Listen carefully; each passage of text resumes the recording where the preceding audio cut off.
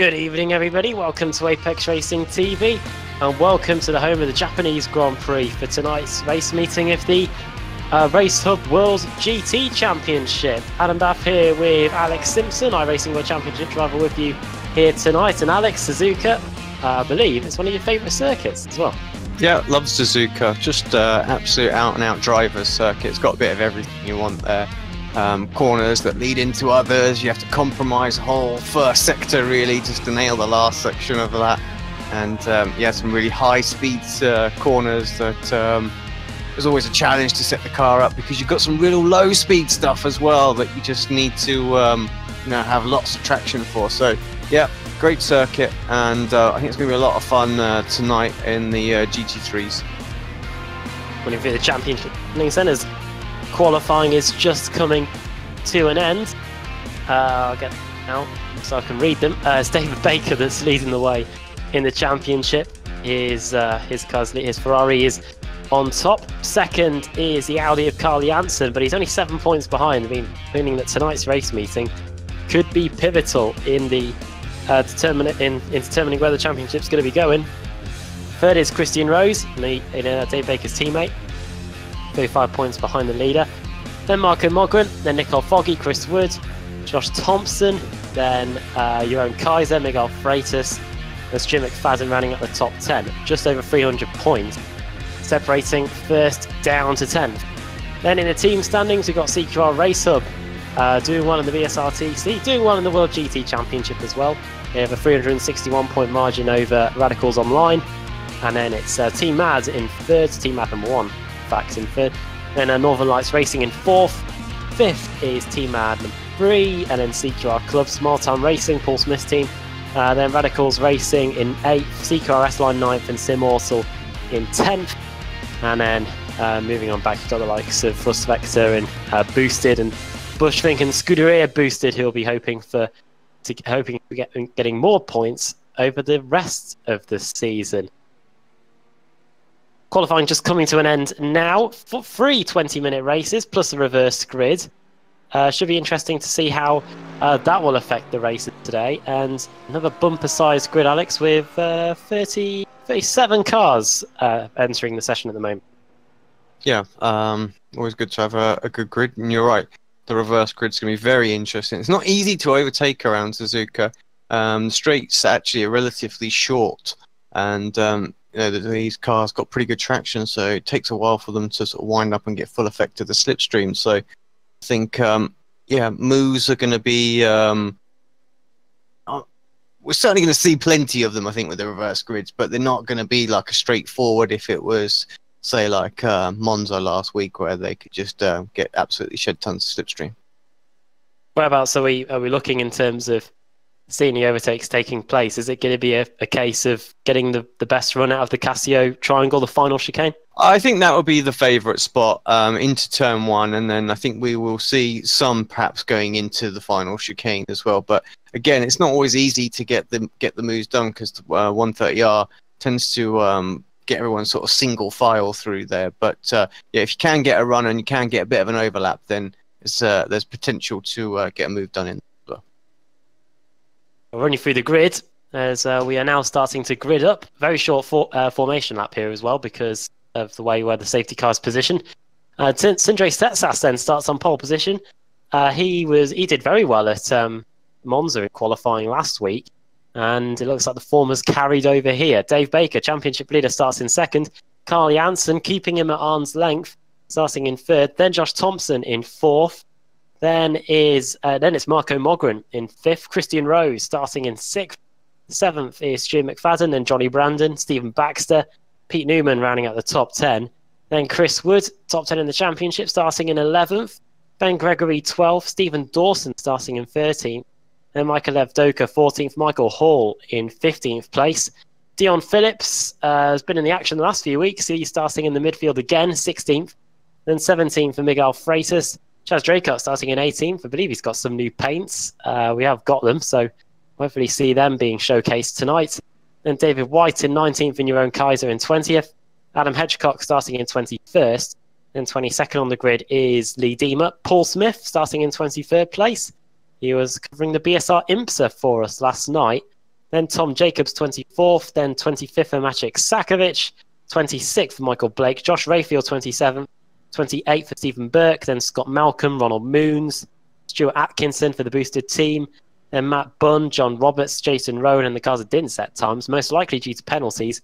Nicole Foggy, who sits in the top 5 in the points. So could be a bit of a bad race meeting for him if he doesn't make it much further than that.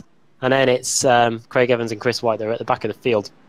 It's probably typical, Alex, that a track like this, Suzuka, we've got a BMW on the pole here because Suzuka, a circuit not with many straights, but with a lot of corners that should suit the BMW. Yeah, it's definitely going to be in its prime here as well. The Audi, of course, has been nerfed in the recent BOP, so it's got a huge amount of weight on it as well. So Mercedes is very, very strong, and the Ferrari can mix the. I have to say the BOP is getting close. In some circuits, it puts some cars at a bit of a disadvantage, but others it's really, really close. So yeah, this should be good to see.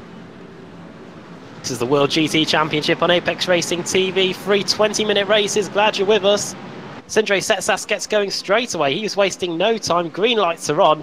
And we're racing here at Suzuka. And you can see the Audi already starting to come under pressure due to the extra weight going into the first corner. It's Setsas that leads, though. Baker down to 4th. And he's side by side with Josh Thompson for 3rd position here as we go into the S's.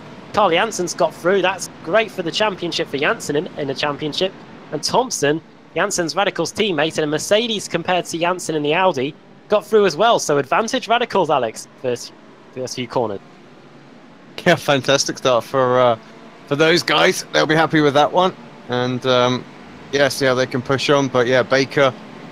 He's going to be there for the rest of the race. I can guarantee that. So, one driver that doesn't make mistakes, I'm going to curse him now. Doesn't make mistakes as long as I'm there. As long as I'm not there, that's it anyway. Setsas leads then. BMW, Radicals. 2nd, Jansen, Radicals, Audi. And then 3rd, Thompson, Radicals, Mercedes. That's the state of play here already. Then it's Baker 4th. Then it's another Radicals car, Marco Mogren in 5th. 6th, Christian Rose in the Ferrari. Then it's McFadden, Brandon, Baxter, Pete Newman rounding out the top 10. Ben Gregory's there as well. He's gained a position already. New paint job for him, at least that's what I see anyway. The Union flag emblazoned across the car. Made sure I got that flag right after the mess in the broadcast from last week. And he's lining up the Ferrari here as we go down the straight. We'll start to see a bit of slipstreaming here, Alec. Yep. First lap, I mean, everybody's just going to be drafting off everybody else. I don't expect there to be much change going on, and not really. Although we got Rose dropping down. Where is Rose? Oh, he's to the left of the track. Yeah, that was 130. Now, what happened here to the Ferrari? And he's lost the front as well. They lost the front of the Ferrari. Got the replay here, so we'll see what happens. Oh, here's that inside curb. It's the inside curve going through 130R. Does enough to unsettle the car, and even though the Ferrari the GT3 does have traction control, he'd lost it going in. He'd already lost it. Turned in, back got a little loose, and like you say, the curb just made it worse. And he's lost the front bonnet there as well. So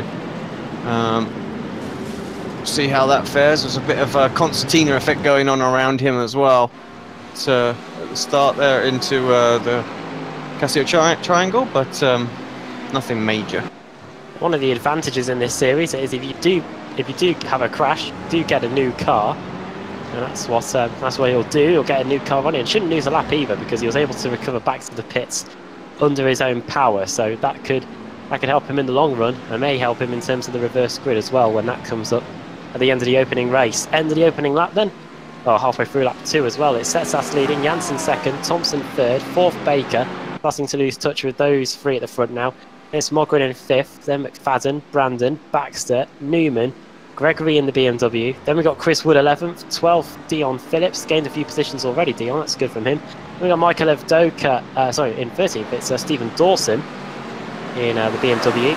And then it's Charles Draycott and Michael Evdoka in 15th. A few battles just starting to emerge here as Draycott starts to pick up the toe on the BMW in front. See what Chaz can do, actually, because of course the BMW, even though it's good in the corners, isn't going to be the quickest thing in a straight line. And spin, that's Newman. Exactly the same as what Rose did, wasn't it? And Chaz is already through as well. He's going to have to go around the outside of the second part of the final corner, but he's through. Newman was running inside the top 10, and it looks like a carbon copy of what happened to Christian Rose. Oh, he got on the grass going into the corner. He clipped the grass on the outside, going through the entry of 130R, and that's what set that Ferrari off. Ben Gregory, what a save as well. I don't know whether that's worth going on board for on a replay. He looked like he was heading the same way. He had to get on the brakes to stop the car going around with him.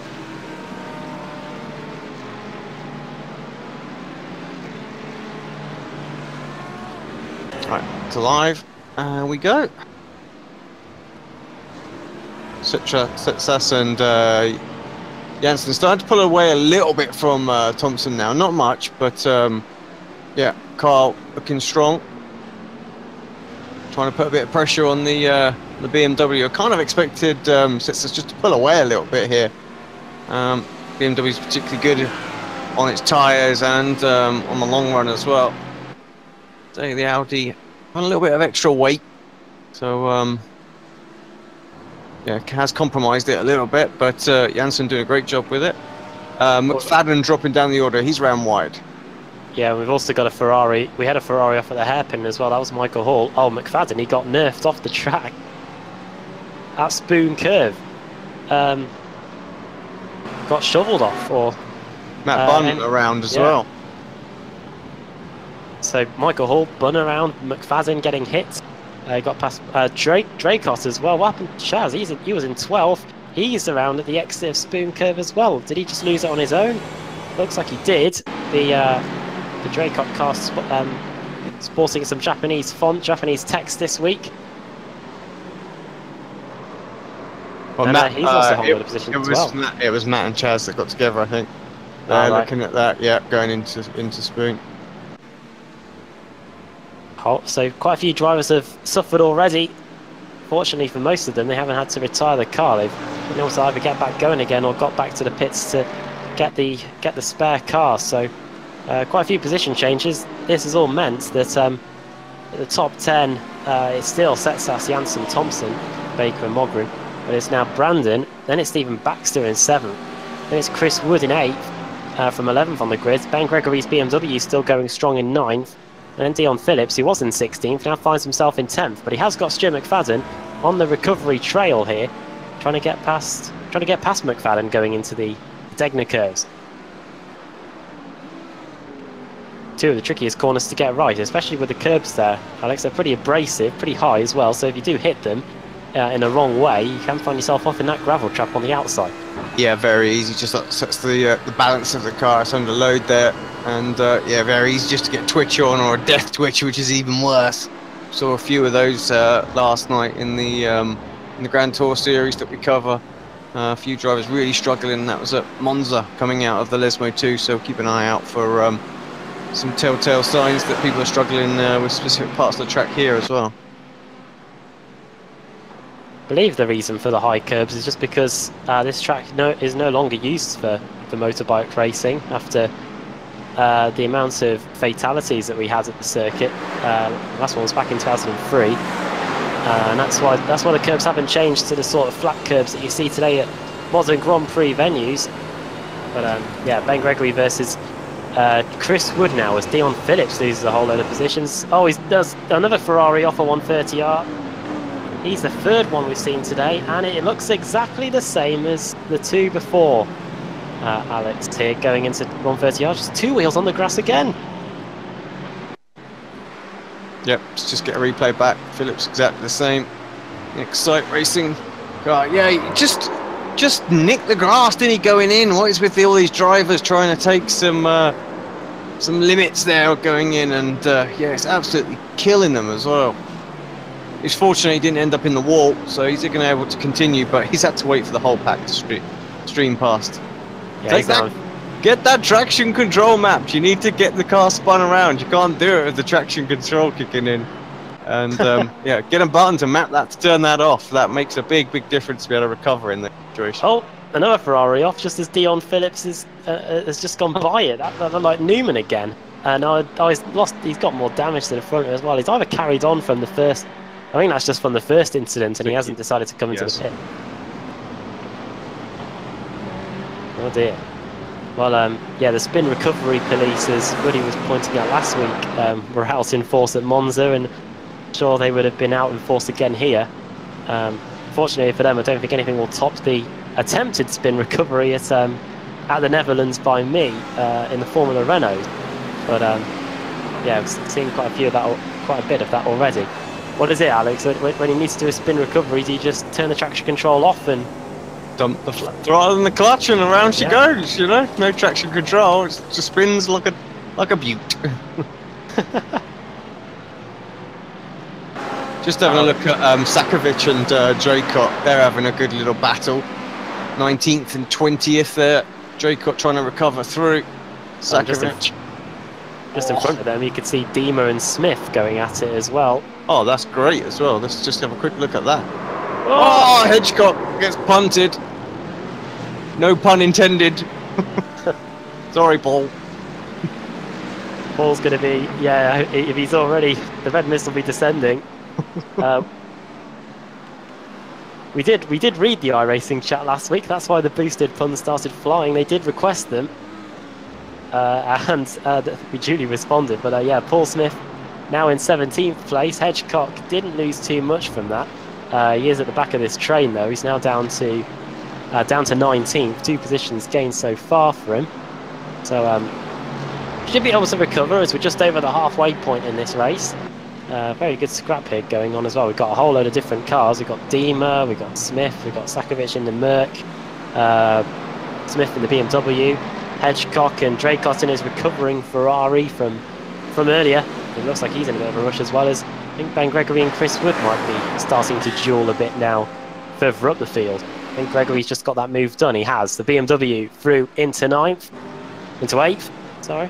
Car 113. Chris Wood down to 9th. Show you that overtake.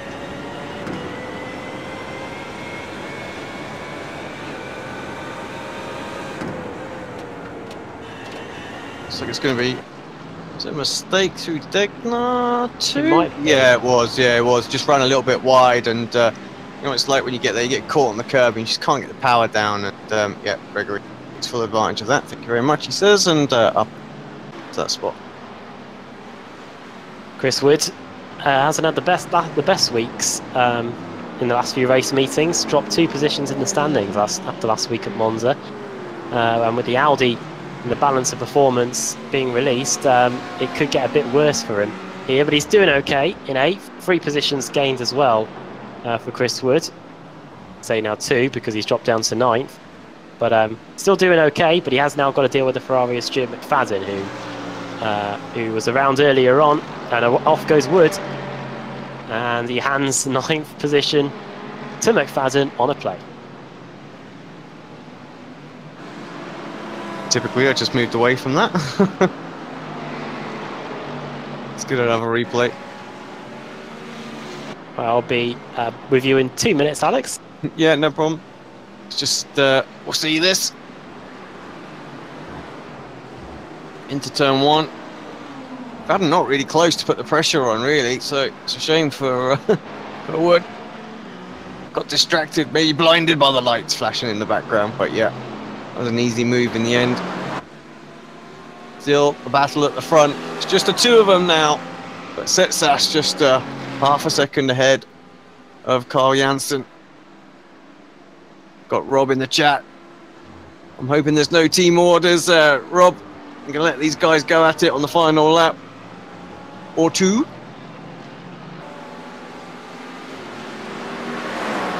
Looks like Baker's starting to slowly build towards giving a little bit of pressure towards Thompson as well. Behind them, Marco Mogren lurking, wait and see what's going to happen. Paul Smith involved in a battle as well now. He's got Draycott behind him. Sakovic just ahead. It's a good run out of Spoon, but does get a little bit wide. Lee Dima leading the battle. This is for 16th. Bit of damage to the rear of Paul, it looks like, but he gets a good run through 130. Could shape up the Mercedes going into the Casio triangle. Oh, Sakovic, what a move! But tell you what, he wasn't having any of that, was he? The 16th place car there of Dima. No, good from Dima. Still going to have to hold on to it here though. Sakovic is close. Got a little bit of an overlap now on the inside. Just drives it in pretty deep. Paul tries to follow him through. Can't quite do it. Dima does cover that one off, but yeah, Sakovic up and through. And who was sideways? Someone was sideways. I heard the drift. I don't know who it was, but I think they managed to save it somewhat. I heard it as well, but I just couldn't. Can't see who it was. Yeah, me neither. Another good. Go on, mate. Yeah, I was going to say another good battle for 11th here, which is Dawson and Vdoka. 0.3 of a second separating those guys as they approach the hairpin. Livery on Vdoka's car, the Shell Oil Ferrari. Throwback to the Schumacher dominance days. Remember those Shell V-Power adverts? And a Sharp sponsorship on the background as well.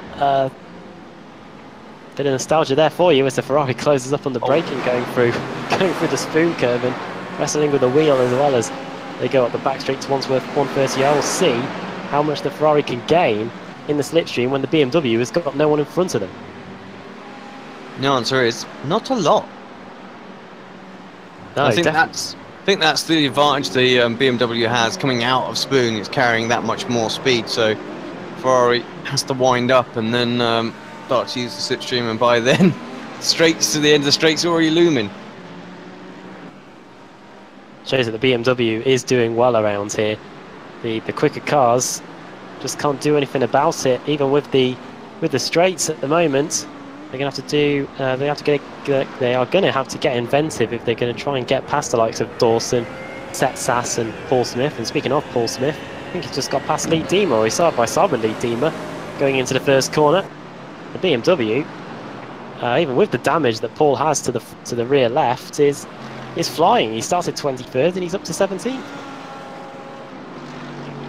Yeah, good little run for Paul. He'll be happy with that. Of course, doing his stream, go and check it out.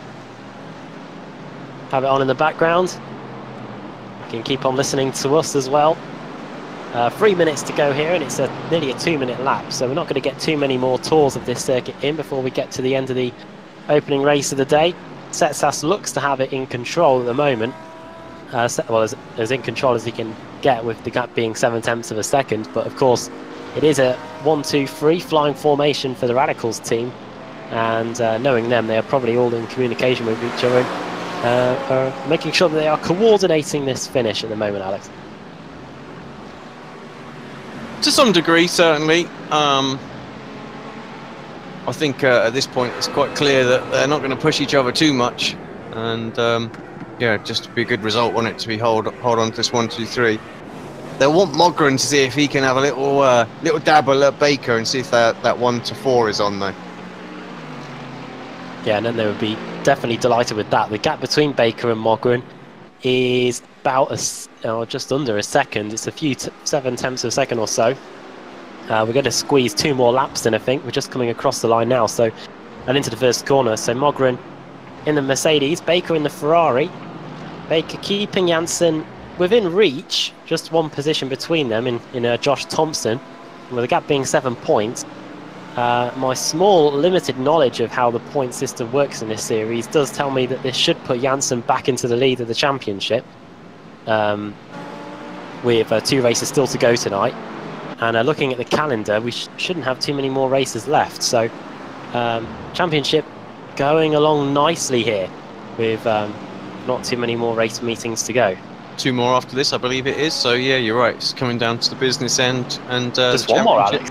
Is it just 1 more after this? Sorry, it's 2 including tonight, isn't it? Yeah. So Championship is hotting up, really. So this meeting, all important.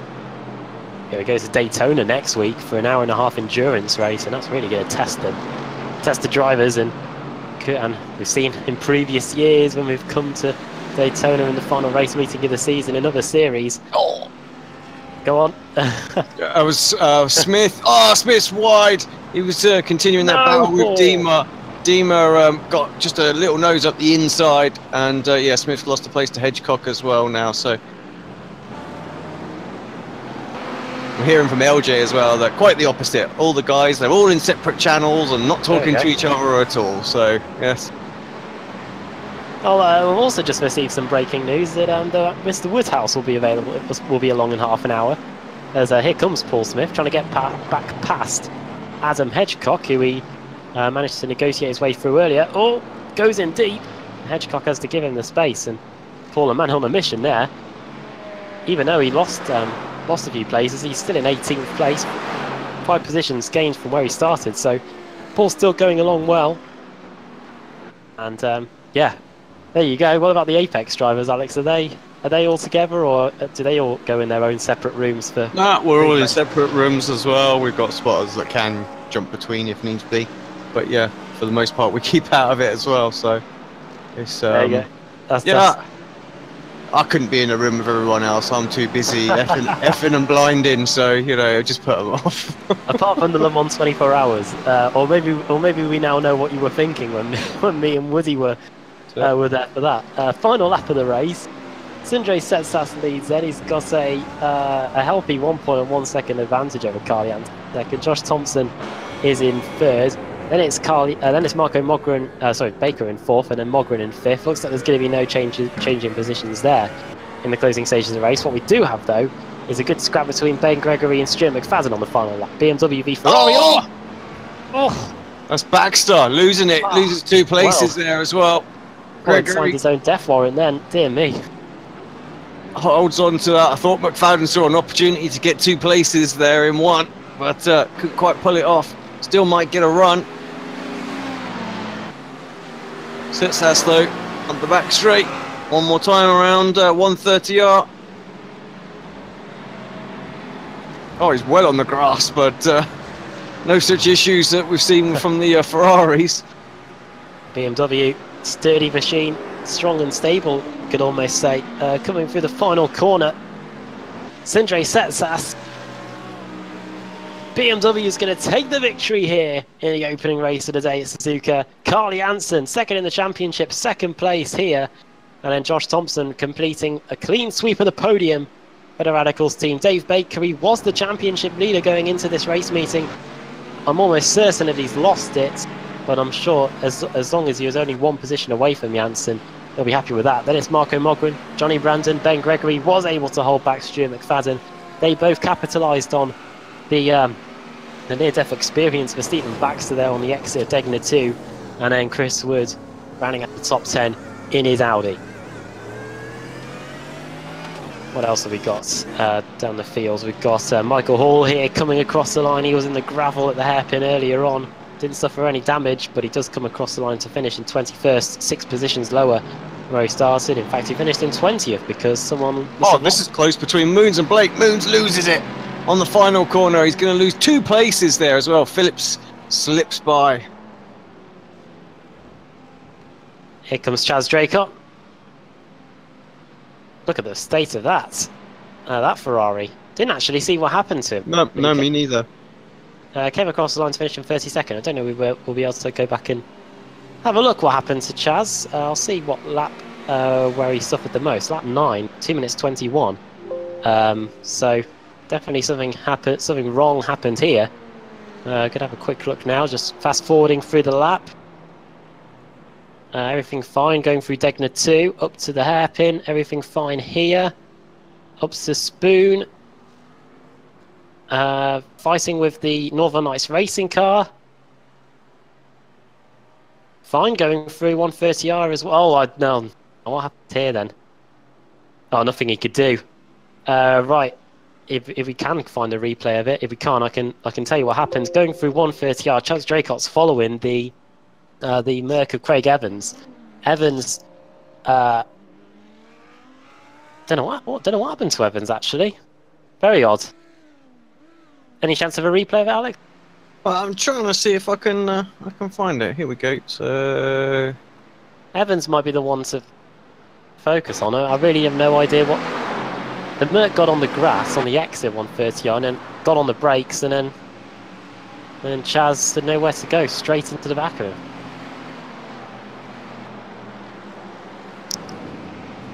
yeah, that is a weird one, isn't it? Very weird from Evans.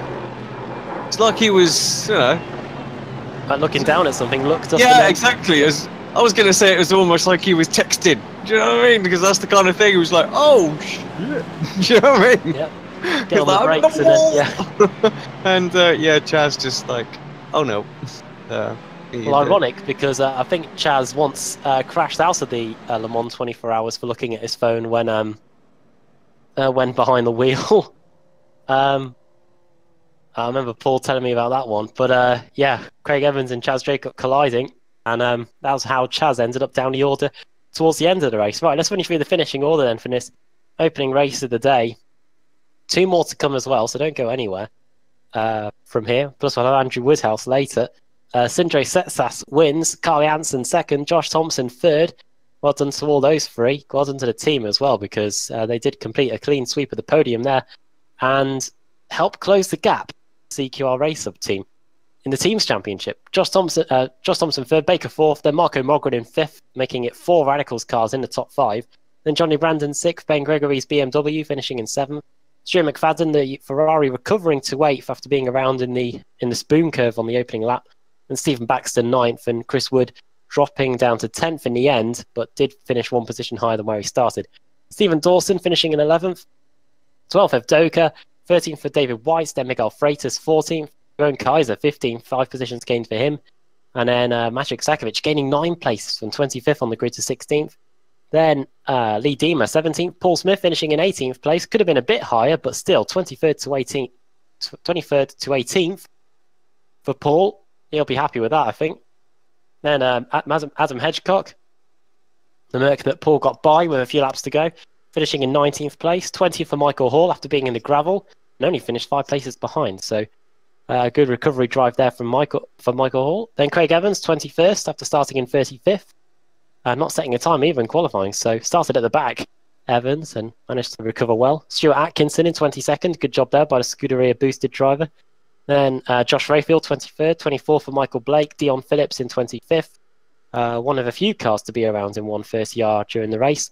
Ronald Moons in 26th, then Christian Rose in 27th. He was probably one of the first cars to suffer the 130R error. Then Matt Bunn, 28th. 29th for Scott Malcolm, started there as well. Then Tom Jacobs, 30th. Stephen Birkin, 31st. 32nd, Chaz Draycott. Then the car that started inside the top 10, Pete Newman. He was the second car to suffer. Suffered twice, I think. 130R and at the first corner. Then Chris White, last car on the lead lap. On the last classified finisher as well. So if the World GT Series has a full, it will be him on pole. Then John Roberts, king of the ring, but not here.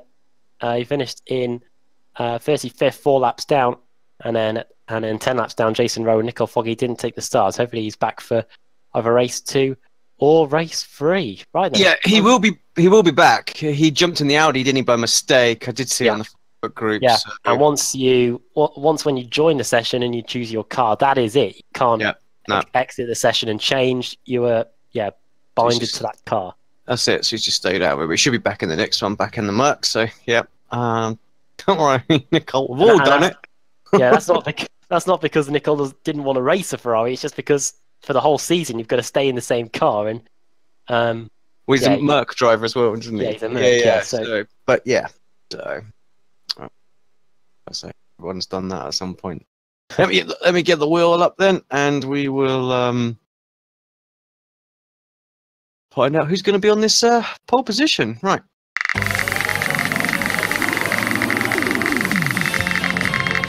Had the fun of spinning the wheel last week. It's a very small one. It's going to be 14th, Alan. 14th? That's practically nothing, but 14th is Miguel Freitas. He's going to be starting on the pole for the second race. David White second, Evdoka third, Stephen Dawson in fourth, and Chris Wood going to be starting in 5th for this one. So not often we see a reverse grid that small. We've got it here, and when we come back from this break, we're going to be on the grid and getting set for round 24 of the Racehub World GT Champion. Don't go anywhere.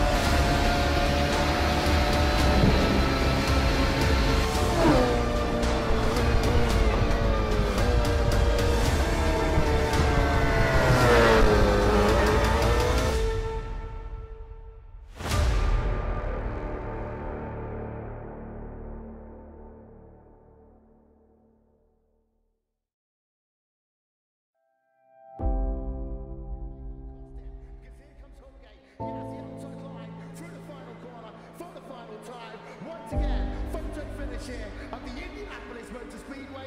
Will it be Tim Hogan? It's going to be Christopher DeMerritt at the line.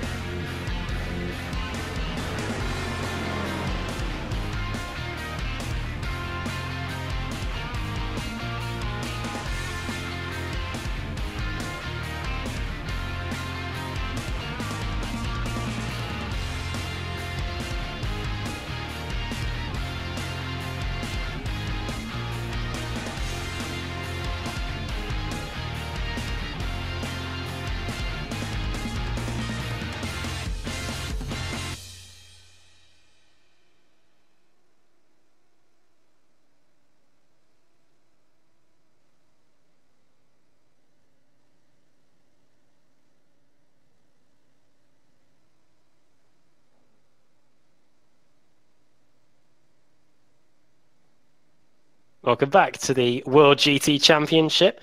Getting set for the second race of the day. The commentary box has expanded somewhat because not just joining me is Alex Simpson, but we've also got Andrew Woodhouse along for the ride. Hello. Hello. Yeah, the commentary box needs to expand a bit if it's to fit me in. It was unintended. We should say no. We should say no. That's not true at all. Yeah, but then you'd be lying. We just laughed. Sorry, Woody. How was the first race, boys? Anyway, was it good? It was interesting in terms of the championship because Carl Janssen 7 points behind Dave Baker going into this one, finished 2 positions ahead of Dave Baker. So we were working out that it probably means that Janssen's back in the lead here. Well, it was only what, seven points. Yeah, behind. So yeah, so it's gonna be close. I mean, what is it? Just this week and next week left, isn't it? So yeah, we got Daytona next week.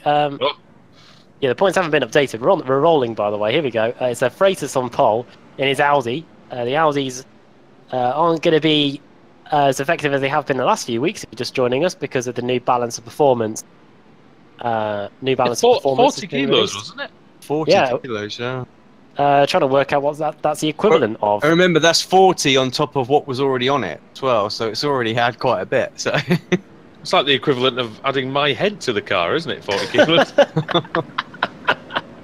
Anyway, imagine having that along for the ride. Miguel Freitas, though, is ready to go through the final corner, just like Setsas in race 1. He wasn't hanging about, and the green lights are on, and we're racing here for race 2 at Suzuka. I'm not sure about ready to go. He was gone, wasn't he, Adam? There, I think. Well, there was a minute there for a second, like the shot. I couldn't see any other cars in the shot. He did take a very wide line in turn 1, though, which didn't really help him too much. Josh Thompson's had a good start. He's gained 11 positions already. Oh, not 11 positions. He's gained 1 position as he goes up through the field. So too is Setsas. He's just got past your own Kaiser. Paul Smith. I hesitate to say. Sorry to but I hesitate to say that he's only gained that position because Michael Evdoka didn't take the start. I think that might be the case. Though quite a few drivers have all gained 1 position. Paul is into the wall. Someone else is around as well behind him. Now, how did this happen? He was following Paul Smith, and then, he loses it. That might have been something to do with the aero, I don't know. But luckily he doesn't hit anything, Michael Hall, and gets going again. Matt Bunn's already out of the race. Did he even take the start? Yeah, it looks like it. Well, I'll have a little look back and see what happened to Matt. So yeah. I've got it. Have you got it? Matt, yeah, it's on replay. So through the S's. It's not Matt spun again, is it? It is. It might be Matt. Don't you think so? Oh, well, it's just side-by-side contact with another Merc out there, and then got absolutely clobbered on the rear, and that'll be wheel damage. So he got merged then, didn't he? Yeah, he did. He got merged. It was Matt Bunn that hit someone, and then he spun. And his race is run. With the final corner then. Let's not jump the gun with the pun. Alright then. We've already been told enough. Sorry, we've already been told enough by Paul Smith this week for the amount of puns we did in the other race, so. Yeah, but they weren't puns. No, they were 10 puns. I think we exhausted the amount of puns that we could do in one meeting. Yeah, I think as Josh Thompson put, I'm sure the people in the iRacing chat regretted that suggestion. Carl Janssen has had a good start, a very good opening lap. 5 positions gained, 13th to 9th. The Audi's just disposed of Ben Gregory on this lap, so he's great now. And in front of him, he's got 2 battling Mercs in Johnny Brandon and Stephen Baxter. Brandon trying to get up the inside into the Dunlop curve. Pretty difficult to do, to be honest. There's not really, braking area there, really. But he's got a good run, and in fact, in turn, Baxter's got a good run on the BMW of Dawson. Into the hairpin. Is anyone going to go for the Kobayashi? Up the inside. No, he's not. But he does get a nice exit, and this is the power of the Mercedes-Benz on him. Yeah, no one's had a Kvyat yet, I don't think, going through that corner, but they're trying to chase down the BMW, which looked pretty strong in the opening race, with Sindre Setsas at the front of the field. Stephen Dawson's going to be trying his best to keep these two Mercs behind, but you can see the power that they put down, especially on the exit, the corners. But is it me, or does that BMW look pretty good in a straight line? Me and Alex are saying that Ferrari wasn't able to gain much on it. Maybe the Merc can. Well, he is gaining, Baxter, but look at that. The BMW stayed. Where are you going? Oh! Alex, he didn't even get an overlap there, Baxter, and he pulled out the slipstream and everything. Yeah, I mean, and I think we've seen, we saw this at Monza really as well, didn't we? Oh! There wasn't much of a difference, and I think that's with all of the balance of performance adjustments. There's been a lot of weight added to a lot of cars, and I don't think there's been much added to the BMW. To be fair, seems like the BOP seems quite good though recently. I must admit, it doesn't seem too bad. Audi's still looking strong at the front with Freitas and Wood, but I mean, where did the Audis get to in race 1, Adam? We had Chris Wood finishing just inside the top 10, and Freitas finished in 14th place. He was promoted to pole from the reverse grid. And Janssen was second. Let's not forget that.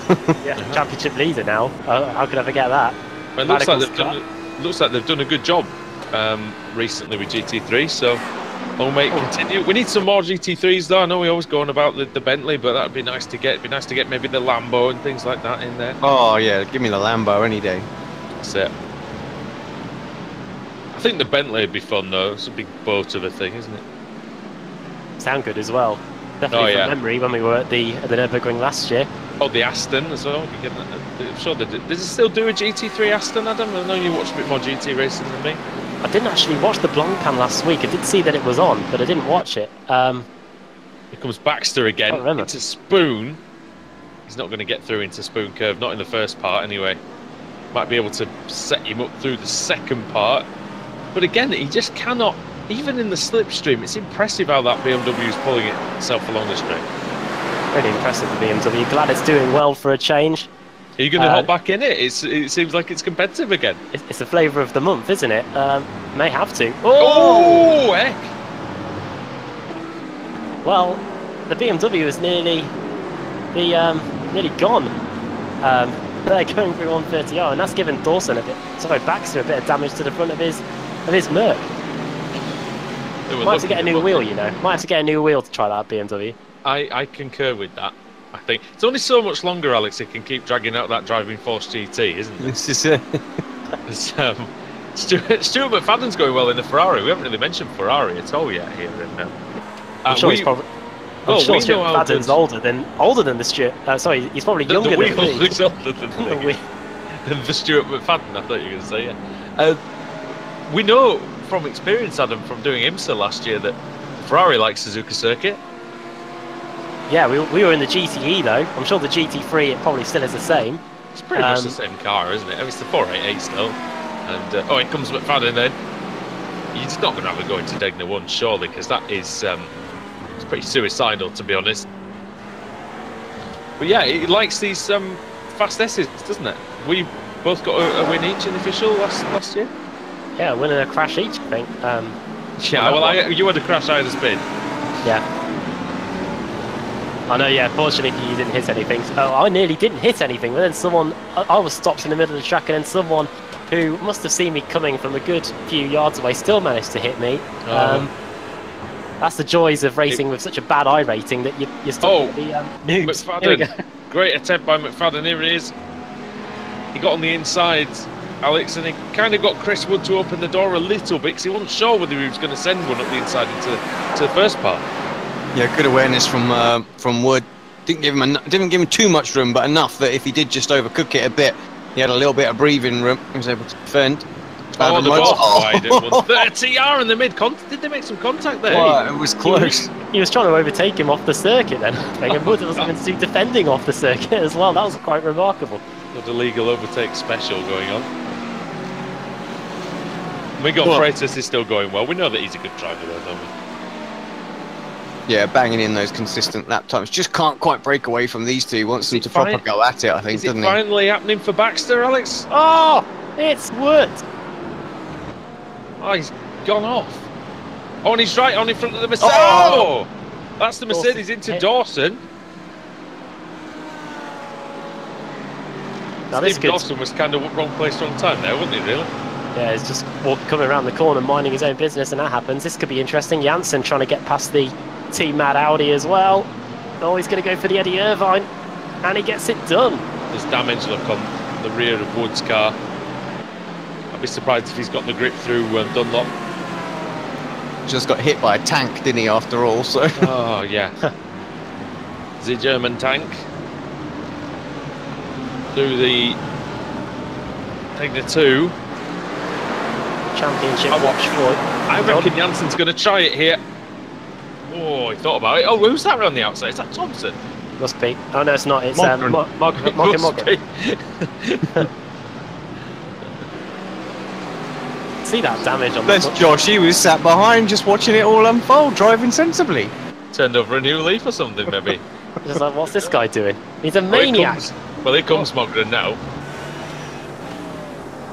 Marco Maniac Mogren. Triple M. Mental Mogren. I don't know. Here we go. Don't worry. All the things he isn't. Up the hill we go. Thompson, though. Oh, what's going on here? He might give him a bit of a push. He wants a starring role. Radical's BMW in there as well. Off goes the Audi again. That must be Just Setsas. doesn't care about 130R, it seems. BMW around the outside. That's good from Setsas. Yeah, good move. That's a veteran move, isn't it? That sets us up to 10. 4 positions gains. Championship watch for you. Janssen sits in 7th. Baker sits in 13th. Well, he's about to sit in Dave Baker's favourite position because he's trying to get through Stephen Dawson here. Trying to get into 6th place. Janssen looks quick out there. He looks happy with this car. The Radicals team as a whole look happy here. They're trying to close the gap to CQR in the Teams Championship, of course, let's not forget. Alex, what are you boys driving in the World Championship this time round? Yeah, we're in the Audi. Audi, yeah. Oh, it looks nice with our livery on it. Apex Audi. Yeah, they did all right. Just this last week at Monza, I think finished 14th, and that was with damage from like turn 1. So yeah, good job from Anton. And Jamie, I need to get my butt in the car. I haven't drove it all season yet. There you go. It's quite remarkable that Alex probably spent more time in the Kia Optima than he has in the sports car. I was about to say I spent more time in the Kia than I have in the McLaren and the Audi combined, I think. It's all about the Sperry points. Oh, mine, but you're an Audi driver as well. Now then, Janssen's really close to the BMW here, Adam. Oh, it nearly. Oh, and he's up the inside going into Spoon. That's a great move, and it might open the floodgates here just in front of them. Dawson and Brandon were knocking some 7 bells out of each other, and that's allowed Janssen to close up on those 2 as well. He could even get 2 positions before this lap's out. That was a great piece of driving from Janssen. He just was decisive, wasn't he? And very, very clean. Left a lot of room. Here comes the Mercedes up the inside as well. That's Mogren. Change for the lead. McFadden leads. Oh, he's been. How good has Stuart McFadden been recently, Alex? Yeah, just come on leaps and bounds, hasn't he, over the last few weeks? It's just confidence, isn't it? It seems like. At first in the Ferrari, he was kind of like, you know, messing about in the lower part of the top 20, and it seemed like he was getting involved in a few things. And recently, he's just been so good and really just getting quicker every week. Adam, he seems like he's gone from sort of.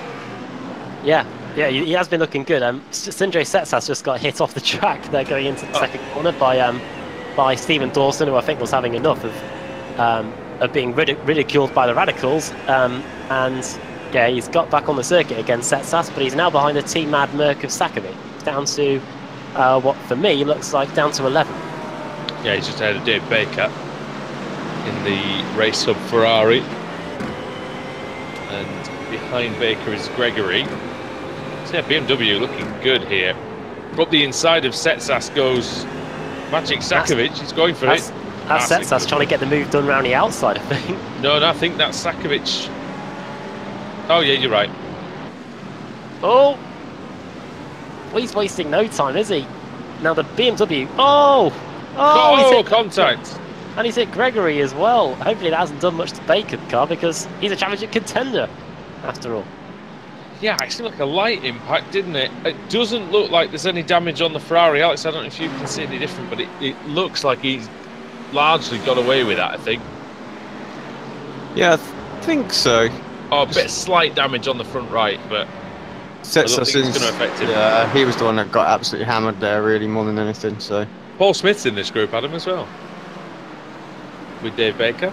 Indeed he is. Paul Smith getting 5 positions. Christian Rose has gained 13 positions as well. And is behind Sakovic going through 130R, a driver that he commentated on to a Club Series title. Tell you what, before Setsas had his issues, 4 Beamers in the top 16. Haven't seen that all season. It's coming good. I don't think it'll be good next week at Daytona, but for today at least, it's having its time to shine. Mogren trying to go round the outside of Baxter in turn 1. It's just not enough grip out there now that the track's a little dirty. And he's trying to cut back, but single file through here. Yeah, really. At least if you're not already alongside it, single file. Yeah, unless you get an amazing run on the car on the outside, that is just on the exit of the S's. That is really going to be single file from there on in. Thompson's got a great exit from Dunlop, but I don't think he's going to risk anything with his teammate into Daytona 1. Can't get close enough. Baxter's driving nicely, but I sense that these Radicals cars look pretty quick out there, and he's getting a run. Marco Mogren is on the grass. What is he doing? Oh, and there's a little nudge. I think that might be fairly well deserved, actually. It was a little daft from Mogren going into the hairpin. Oh, did say. Not quite sure, Alex, why he was all the way over to the left like that. no, Because it was clear that Baxter was going to hold the inside line. yeah, exactly. No. Perhaps just trying to pile the pressure on, maybe forcing him into a bit of a mistake or something there, Maybe you know? like going a bit deep into the corner or something, yeah. All out attack, potentially. And you can see the flashing lights as they switch places. That's Thompson now going by Mogren with 4 minutes to go. It's now his turn to take a crack at getting by Baxter. Not if he does that, going through 130R. Carl Jansen, though, he could probably get by 2 more cars by the time this race is over. He's got Johnny Brandon and David White in close proximity of each other as they come across the line here. 4 minutes to go as well. Johnny Brandon, who won the other night in the Euro V8 Championship here on Apex Racing TV, took the win. And look at this by Brandon, David White, all the way around the outside, just trying to stave him off and trying to finish on the podium. White, CQR car. Need to keep that team's championship alive as well. So a podium for David White would do wonders for that, because Radicals have been really strong in race 1 and in race 2 here. Of course, we've got BTCC this week at Donington. I'm guessing that's why Ash Sutton might not be here today, but we'll certainly be there. Yep. Anyone that wants to come and have a go at us or say hi to us. Like how you said, come and have a go first before saying hi. But yeah, no, that's it. If you want to throw some abuse our way, we'll be there. We'll get the flame shields ready, Alex, just in case. Yeah, we need to. Do you want a pun being made as well? Paul Smith v Christian Rose has just changed positions. That's in the midfield as this Brandon and White battle continues to rage. Baxter versus Thompson as well. Thompson didn't take too long, but I think he's overstepped the mark as he tried to get by Baxter, and he had to use the runoff area in Spoon Curve. Only Damon Hill had that runoff area, or DC, because they're off in the gravel here.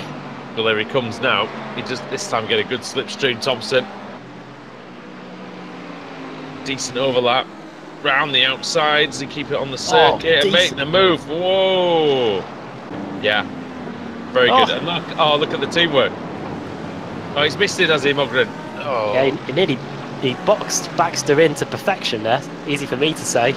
Yeah, and that nearly works. Meanwhile, Brandon and White and Jansen looks like it's about to explode here, combust almost as they go into the first corner.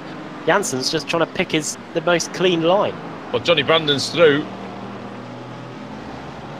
He's through into third.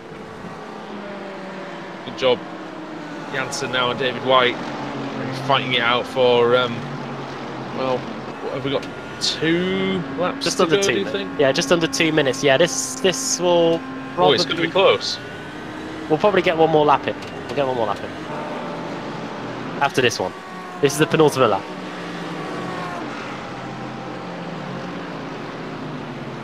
So just enough opportunity for Janssen to get 4th position. 3rd position may just slowly be slipping out of reach as Johnny Brandon disappears up the road. I think he's going to have to get by here. He's going to try and do a Kobayashi, but White is wise to that move. Yeah. And Janssen did get a good exit out of the hairpin though.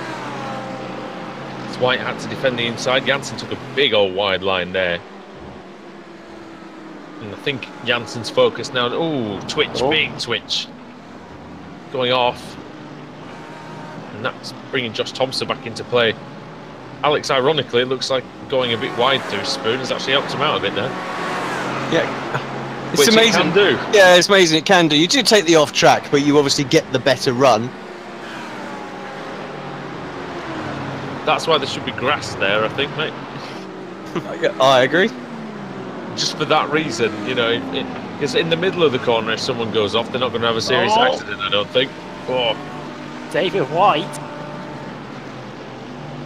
is now feeling the mercy. Well, you might have to feeling the prey. That is Carl Janssen here as he comes down the front straight. One more lap to go. Clock is just reached 0 now, and through goes Janssen up into 4th position. Oh, a bit of a nudge. Bit of a passing comment there. as Josh Thompson now gets past the CQR Club car. Oh, barely. Just really sliced in front of David White. Really now, sliced in front of him. Anyway. Miguel Freitas could be feeling the pressure of Johnny Brandon here with a lap to go. Yeah, Stuart McFadden's going well, 2.5 seconds clear. Brandon now 3 seconds off the lead. Janssen and Thompson both getting through on White, so it's a good run for David White if he can stay in 6th place.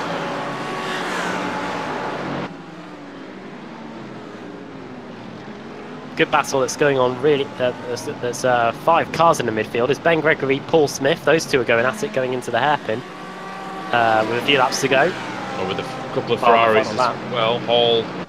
Hall and Rose in there as well. But yeah, it's the last lap, and Stuart McFadden, and he's only got the long run to 130R and the chicane to go.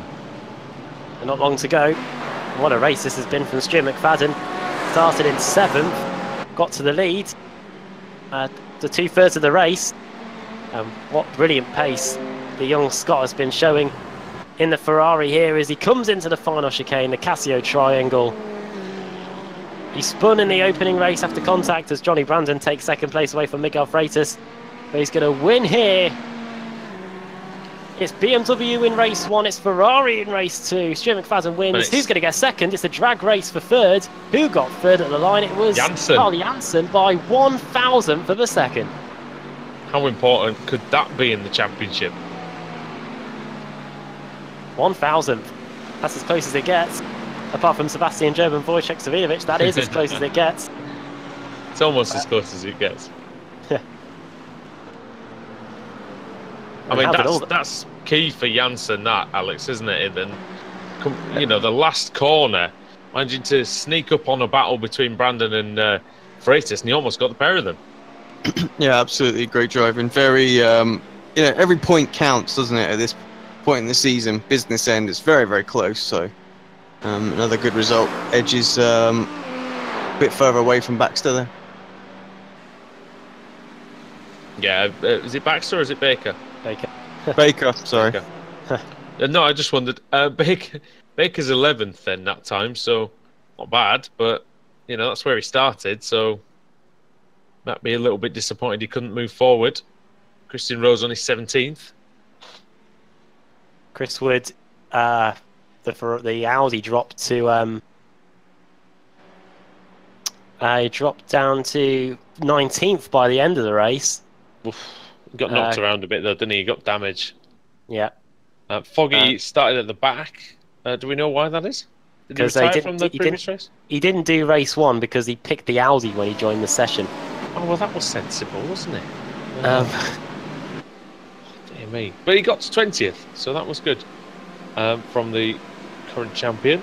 But yeah, we'll take you through the finishing order as Michael Ivdoka comes across and he's the final car on the lead lap. Alex, are we good to go for the results? Yeah, we are. So Stuart McFadden takes the win from 7th on the grid. He's 3 seconds clear of Johnny Brandon. Kyle Jansen in 3rd by 1/1000th of a second over Miguel Freitas. Josh Thompson in 5th. David White finished in 6th with Stephen Baxter in 7th. Baxter had some great scraps out there, as did Marco Mogren. Then Stephen Dawson, then Maciek Sakovic in 10th. Dave Baker, we said it was 11th. Paul Smith up to 12th. Good result for Smith. Gregory in 13th. Kaiser in 14th. Hall was 15th. And then 16th for Craig Evans. Rose in 17th. 10 positions gained for him. Dion Phillips in 18th place. Chris Wood, as we mentioned, not the best one for him. Nico Foggy, 20th. Pretty good one for him. Adam Hedgecock, 21st. 22nd, Sindra Setsas. And then quite a big gap to all the rest of the cars. It looked like they were in the wars a little bit in this one. John Roberts, Lee Deemer, Scott Malcolm, then Tom Jacobs, Stephen Burke, Ronald Moons, Stuart Atkinson, Chris White, Chaz Draycott, Michael Evdoka we saw coming across. He was 1 minute 43 behind in the end. Was supposed to start 3rd on the grid. And then Pete Newman 1 lap down, 33rd. And then the retirements, only 3. Michael Blake, Josh Rayfield, and on lap 1 was Matt Bunn. yeah, Bunn. Sorry, Adam, I was going to say, I've seen something that Stuart needs to practice to improve on a little bit. He's improved his driving of late, but he hasn't improved his donutting skills. Oh well, we were talking in race 1, Woody, about the spinning with the traction control, and I don't think there was that bad. Stuart McFadden's donuts, but The one into the wall wasn't that great, though. no, I think the camera cut away. I think before that. Sorry, Stuart. Unfortunately, we got it on the stream. Stuart McFadden's been framed, but yes, time for the reverse grid, where someone will be in the spotlight for being on the pole for the final race. So let's give the wheel of fortune a spin, and we'll see who gets this pole position, and hopefully a big spin this time. Let's mix it up a bit and get the championship contenders right in the midfield. Bit bigger, but not massive. 20th place. Oh, that's Nicole Foggy. Ho ho! It couldn't have gone any better for him.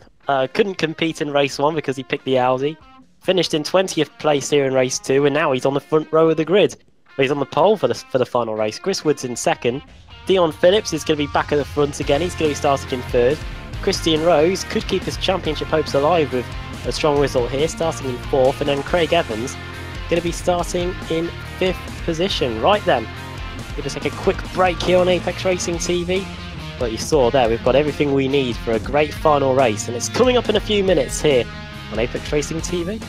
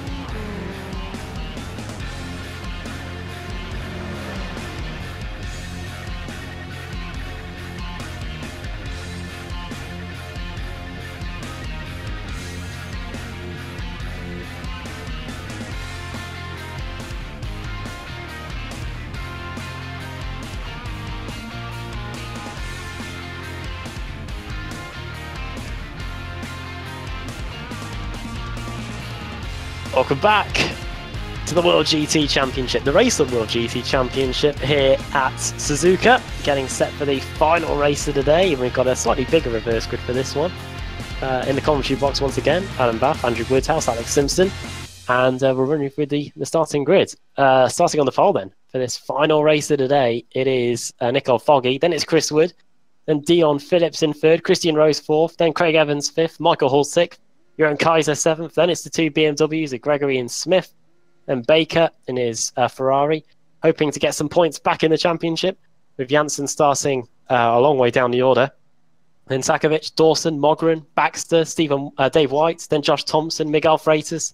Then it's Carl Janssen starting in 18th place. Then Johnny Brandon, Stuart McFadden, our race 2 winner. Then Adam Hedgecock and Sindre Setsas, our race 1 winner. John Roberts, 23rd, 24th for Lee Deemer, and Scott Malcolm, Tom Jacobs, Steve Burke. Then it's Ronald Moon, Stuart Atkinson, Chris White, Chaz Jacob, then Michael Evdoka, Pete Newman, Michael Blake, and Josh Rayfield starting in the back of this 35-car grid for the final race. We saw in race 2 that there was quite an even spread of the balance of performance, and it really is suiting just the drivers who are willing to be brave, I think, Alex. Yeah, I think so, actually. You know, if you can get the moves in early, you know, you can move forward quite quickly. So it's not easy to get by here. So, you know, you've got to take the opportunities when they arise. Well, we saw at the start of... Sorry. I was just going to say, at the start of race 1 and race 2, we saw the car that started on pole literally take off going through the final 2 corners. See if Foggy decides to back them up. Would you say that it's almost was one of the few tracks where it's almost easier to overtake in Formula 1 than it is in sports cars? No, I don't think it's any easier to overtake in Formula 1, apart from obviously the DRS does aid a little bit in that, you know. It's quite a long DRS run, isn't there, on this one? It's almost straight at the start-finish line, you know. Now Foggy goes. Green light will be on in a moment. There it is. And we'll all go for the final race of the day at Suzuka. Great start by Phillips. He's going to get by Chris Wood easily going into the first corner. Evans through as well, is he? Oh, all round. Phillips. Oh. Fortunately, he doesn't collect the entire field. He got Kaiser, I think. Kaiser doesn't lose too many positions. He only drops down to 10th as a result. Sakovic was the big gainer there, 4 positions gained. Bit crumpled now, that Mercedes. You're on Kaiser. That start couldn't have gone any for Nicole Foggy.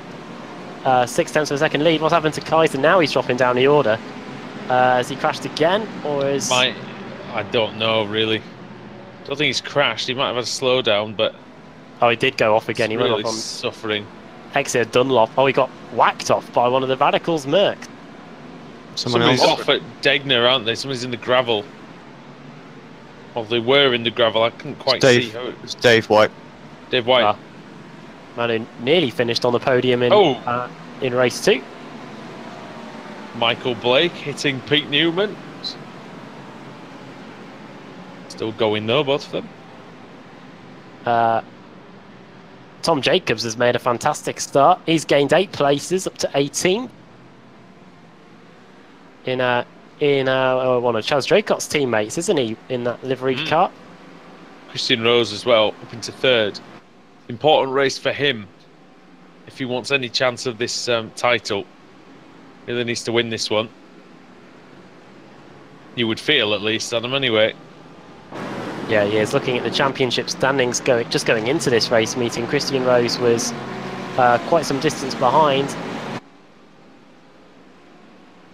I had them open. But yeah, around to complete the first lap then. It's Nicole Foggy, then it's Craig Evans. And then it's Christian Rose. Rose trying to take 2nd place away. And up the inside he goes. Christian Rose at 96 points behind Carl Janssen going into this final race of the day. Going to close that gap. Oof. Done well there, Evans. Championship standings have been updated since the end of race 2. Janssen leads Baker by 12 points.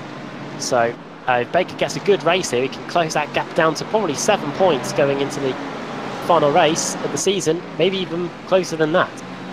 Of course, the final race of the season is an hour-and-a-half endurance race, so just one race in Daytona to decide the title. Oh, off goes Craig Evans. Through goes Christian Rose. Like a rat up a drain pipe there. This is what I was talking about. You've got to take those opportunities, haven't you? You know, when you see just one little bit of opening, you've got to have it.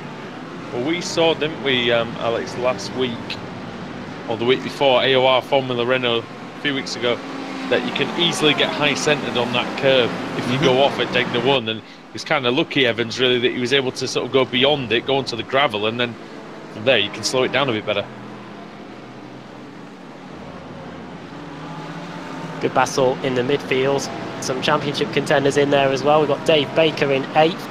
He's got the Radicals battalion behind of Mogren, Thompson and Janssen as well, closing the gap. In front of him, he's got Paul Smith in the BMW.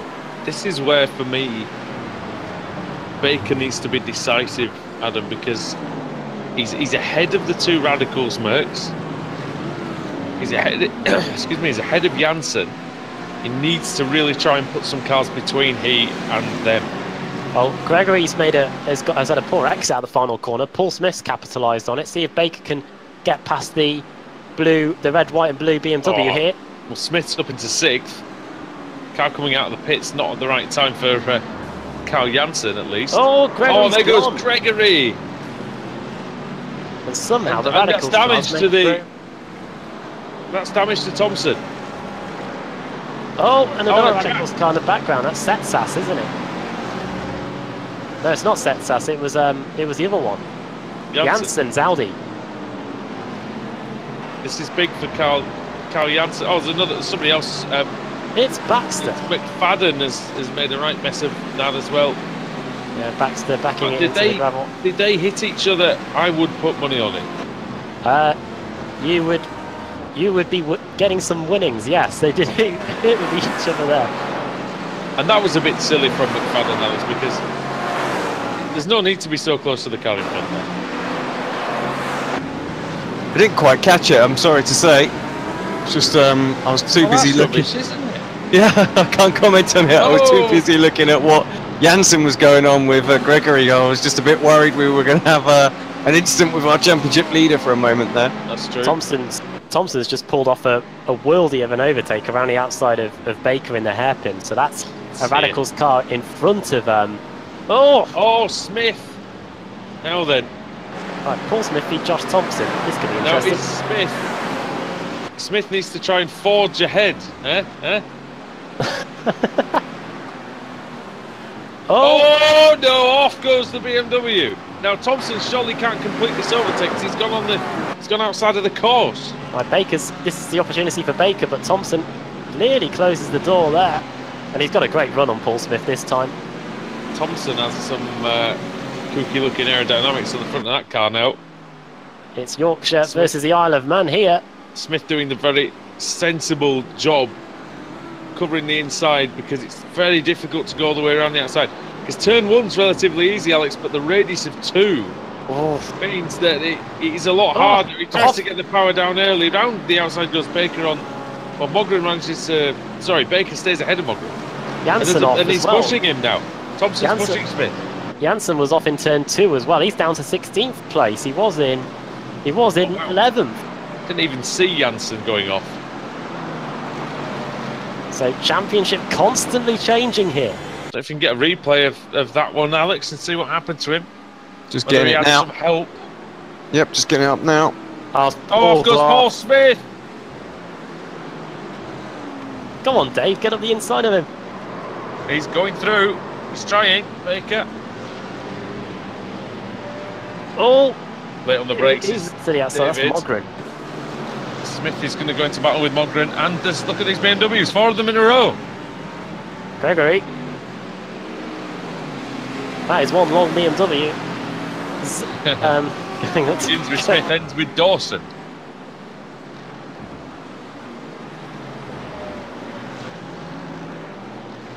It's good from Baker, though. I mean, he's not lying down in this battle. No, that's Baker up to 8th place now. Thompson. Foggy's having a great race, so he's 4 seconds clear of Rose. But since Rose has got past Evans, He's really picked up the pace. Chris Wood is closing in on Craig Evans. Michael Hall is also there in the Ferrari. Then Maciek Sakovic. I wonder if he could be under pressure soon of getting reeled in by this crazy group as they come out of the final corner. Crazy is the word. Certainly. Oh, and look at that. I think that's Dawson side by side with the Mercedes of Brandon. Oh, and just in front of them, that's Setsas trying to get past Gregory going into turn 1. Oh, well. and Brandon's fighting back in turn 2. Good awareness by both there, especially from Dawson to avoid the contact. Here comes Janssen thinking about it in the S. Oh, off goes Setsas. Colliding with Gregory. Yes. And now look at Janssen, Alex. He's in trouble in this pack. Yeah, on the outside. He's not in a good place. What's he going to do? He's in with the 2 BMWs. They're trying to box him in. Gregory hits him.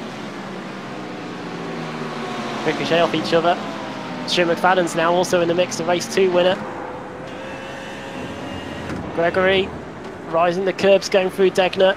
And now here comes Carl Janssen. Surely he's got the opportunity to get the move done on Dawson going into the hairpin.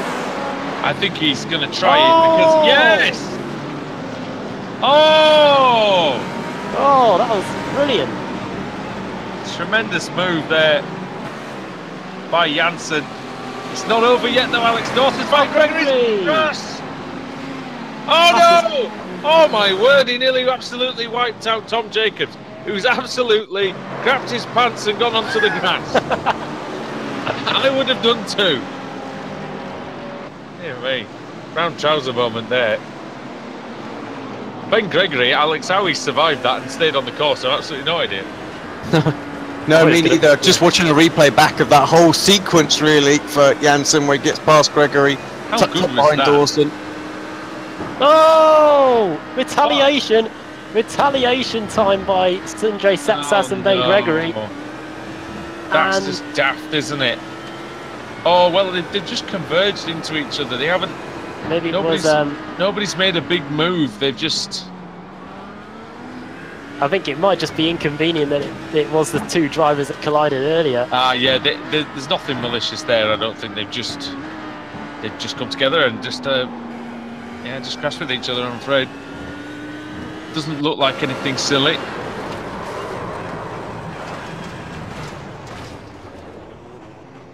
That was a big mental wreck for the 2 BMWs. And yeah, 9 minutes to go, and Setsas gets going again. He is in 21st position. He's got a few Ferraris for company now, but yeah, what has this done in terms of the positions? It has meant that Carl Janssen is now in 12th place. Up the inside of Dawson goes McFadden. Oh my goodness me, nearly entered in the wall as well. Here comes the team mad car of Freitas. Let's have a look then. Where is Freitas? Oh yeah, 15th place. Unbelievable. Great action though here.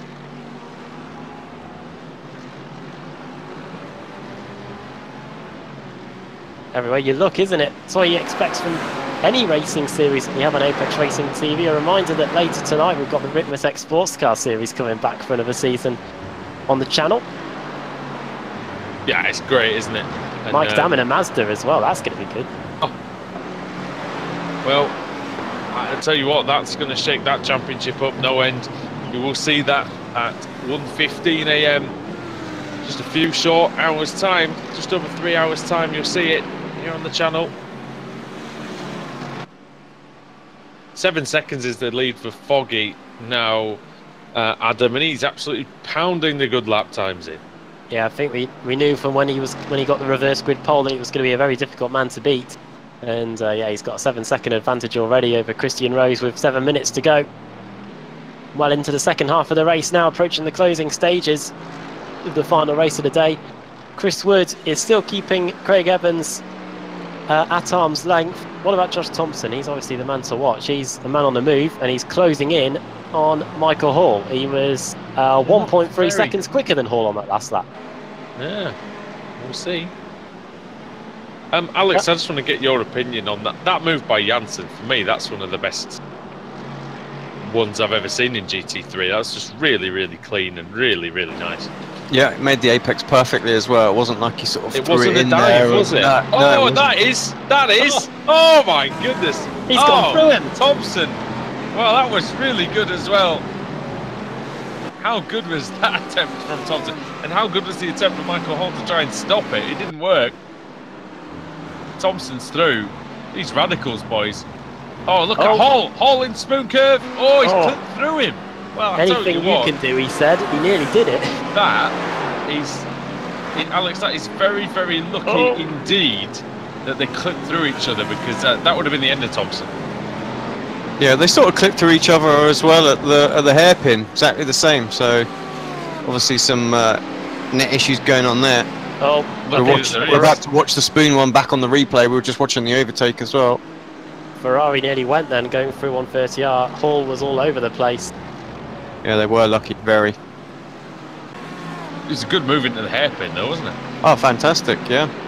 Again, got it done. He didn't quite keep it pinned on the apex the same, but it wasn't far off. No. Hall sort of. I don't know if they hadn't have had their little bit of morphine. I think they might have ended up in a bit of a pile. Oh, Chris Wood. Oh, it's Chris Wood. That's going to be. Oh, and another Ferrari gone. It's David Baker off. And Janssen's got past him. Janssen. Oh. Now, how did Baker lose it? Just lost it, I think. So did Wood. Same time, same place. And Carl Janssen, you must think all the Christmases are coming at once. Well, I've had cars morphing. A few drivers will need some morphine. And Wood and Baker both having to reverse and get going again. Fortunately, no damage for Baker, but the championship leader is ahead of him now.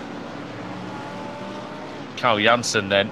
They are all in a massive queue behind, well, not in a massive queue, there's 2 cars behind Paul Smith.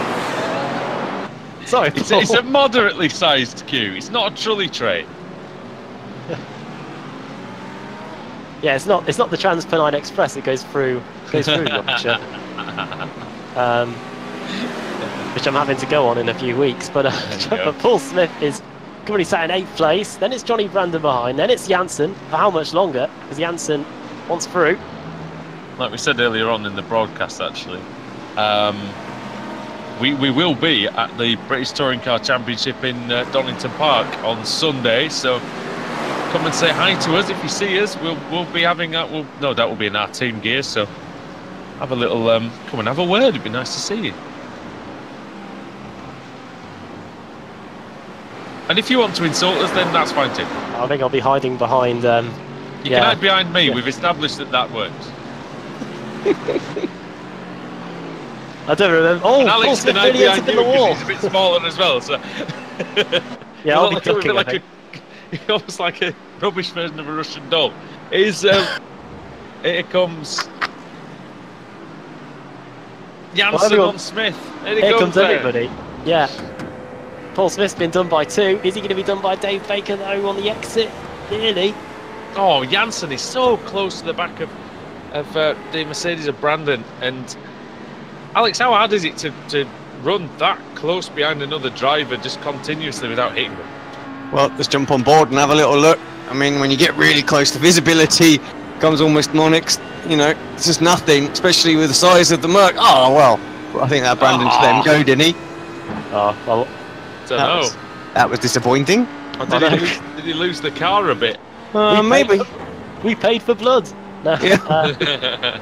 Oh, Thompson and it's Mogren and Hall side by side. Hall goes through. In fact, that looks like a repass. I wonder if there was some contact. I wonder if he's just giving it back to him. Oh wait, it's a CQR versus Radicals battle here to the outside. Going, Michael Hall, I think might have some damage or. McFadden's not too far off, really, these guys, is he? If they keep battling, he might get close. Yeah, see what we'll see what Baker can do now. right on the tail of the Merc here, and he needs to keep Carl Janssen as close as he can keep him, because the gap in the championship, let's not forget, is 12 points, and he doesn't want that gap to get too much bigger going into the final race meeting of the season next week. He needs to pass Johnny Brandon, Alex, and he needs to pass Carl Janssen. Yeah, exactly. No question. If he finishes behind him, fair enough, but in his mind, he'll need to do it. Yeah, after the mistake that he's made, he can redeem if he can get back by. Oh, Thompson must be having some sort of issue, I think. Oh, both wide, Evans and Thompson. I don't know if they were some sort of coming together there. Probably. They were 1/10 apart over the line, so I imagine that they've had some. Oh yeah, Thompson decided to. Oh, Thompson decided to do a bit of a move up the inside going into the first corner, and it was Evans doing the Prost from 1990 going into the first corner. Was it a bit of a dive bomb? I don't know. I'll let the race stewards decide that one. Baker's trying to stalking Johnny Brandon, but Brandon's very good in pretty much anything he races.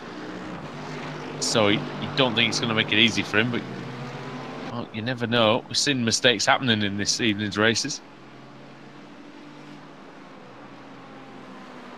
That drama between Thompson and Evans has allowed possibly a way back in for Marco Mogren.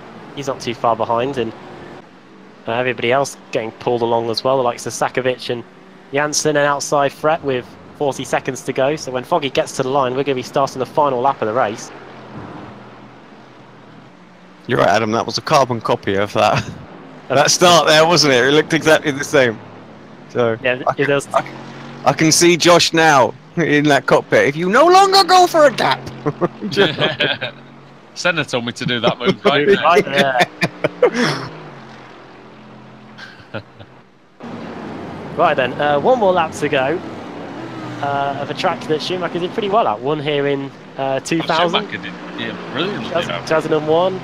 Won here in 2002, I think. Didn't win here in 2003, but he did claim his 6th title in 2003. Yes, but with a really rubbish drive to 8th place.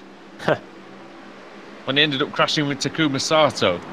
That was when everyone at the start of the season was going, great, we're going to have 8 cars scoring points this season. Then Schumacher gets 8th and wins the championship, and they go, why do we make 8 cars score points?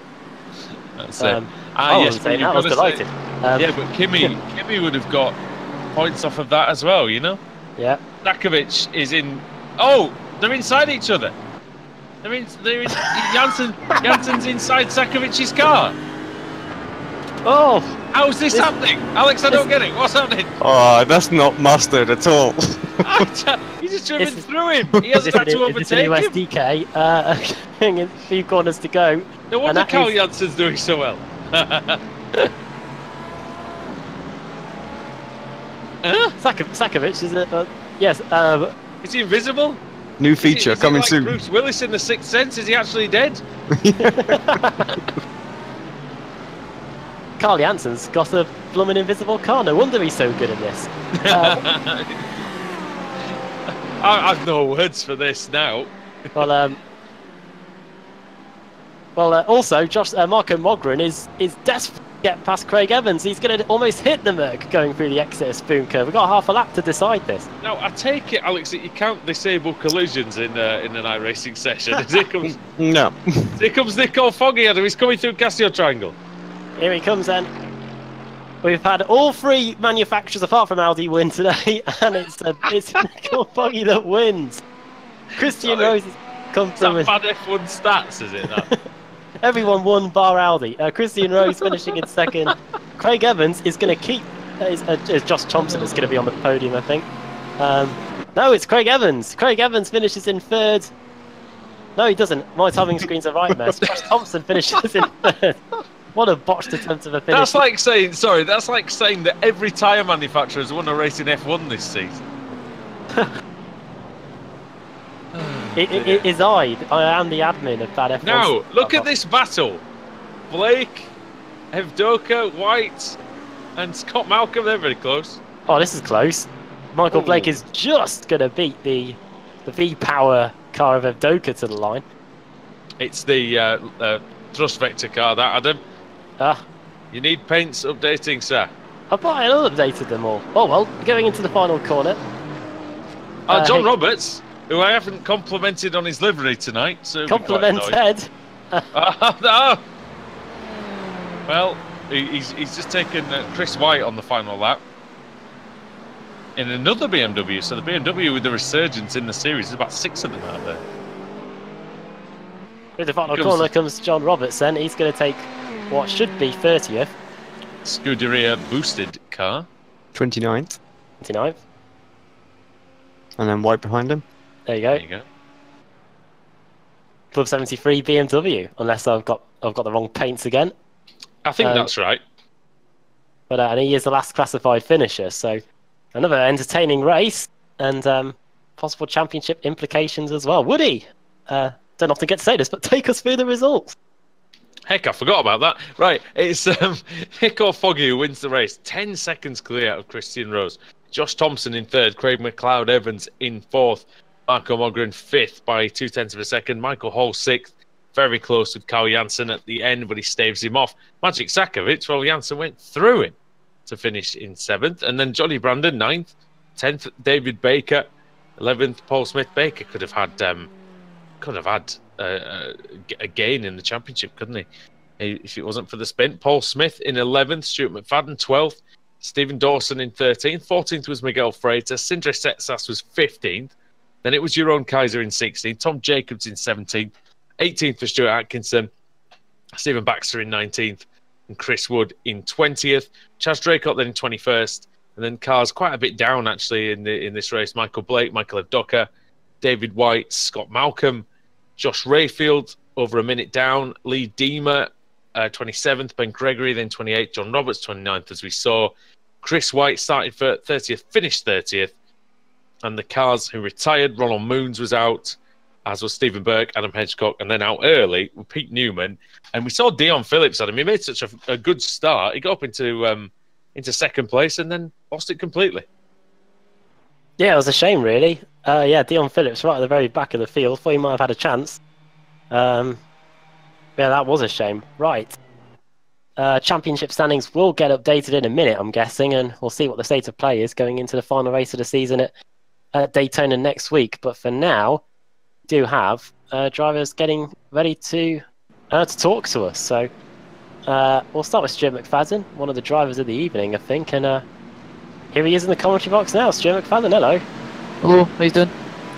Very good, very good. Entertaining evening for you. Race 1, you had a spin, but managed to recover to a great result, and you managed to better that in race 2 a victory. Yeah, totally. Not a great night. I've had better weeks, but I can't say that I've had a bad night, but I win. So yeah, I just want to say a big thank you to the CQR guys that have been helping me a lot with this car.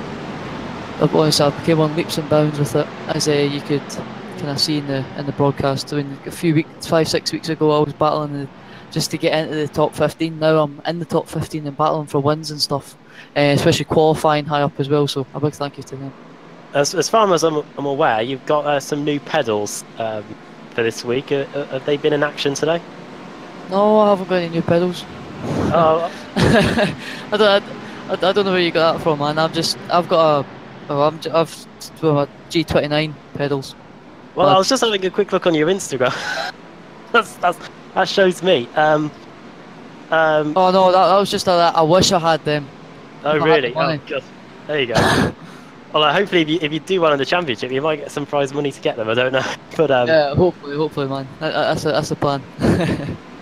Next week, then, Daytona, an hour-and-a-half endurance race. Obviously, with the other series that you do, like the BSRTC and stuff like that, you're used to these free sprint races. But how do you think you can fare in the really long hour-and-a-half endurance race that we've got coming up next week? Well, the key thing for the endurance races is to kind of get least amount of instant points, because if you get instant points, then you get points taken off. So get the least amount of them, because obviously other people will be making mistakes and stuff like that. And that all adds up. So if you can keep a clean race, that will really help you in the points. Second thing is not to hit the wall at Daytona, because there's a big massive concrete wall that goes around it, especially with damage with the big long straights. That's going to be a massive factor in overtaking and stuff like that. And it'll have an impact on fuel as well. But to be honest, you kind of set your car up for the race because qualifying matters to an extent, but I mean, like, the race is the most important because it's so long. I mean, it's not like the 20-minute blast that we have here. You've got time to kind of make yourself up, especially if you set your car up for the race to be nice and kind in its tyres, but still reasonably quick. Then you should do well.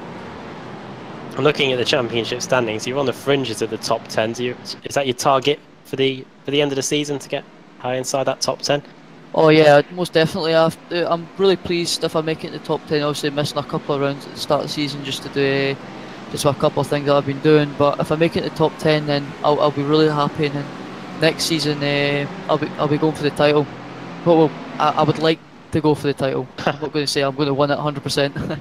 I was going to say the gauntlet would have been well and truly thrown there, but well done on tonight. Before we let you go, do you want to send a quick shout out to anybody?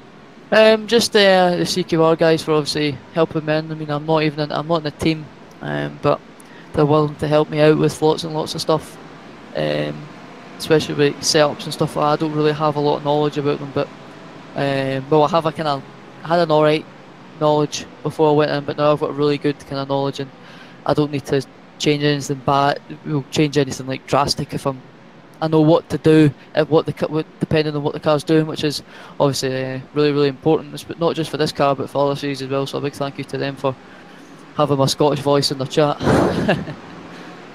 Oh, well done on tonight, and hopefully Daytona goes well next week. Thank you very much. Yeah, thanks for taking the time to come and speak to us. Oh, no problem, man. Anytime. Jim McFadden there. Who should we go for next? Who have we got?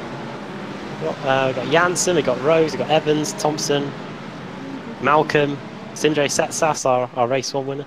I don't know. Bring in Setsas. He had a bit of an eventful night. We'll try and bring some people that we haven't had before.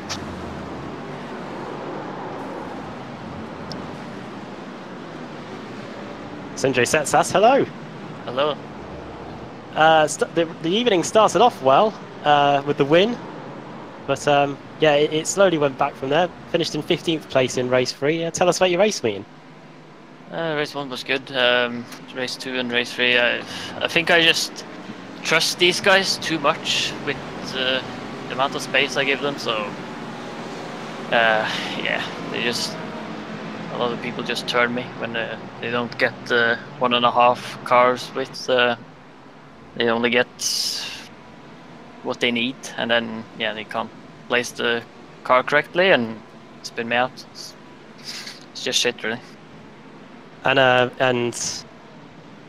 in race 1, you and the team must have been very happy because you completed the podium, all 3 of you. You, Josh Thompson, and Janssen in the Audi. Yeah, happy with that.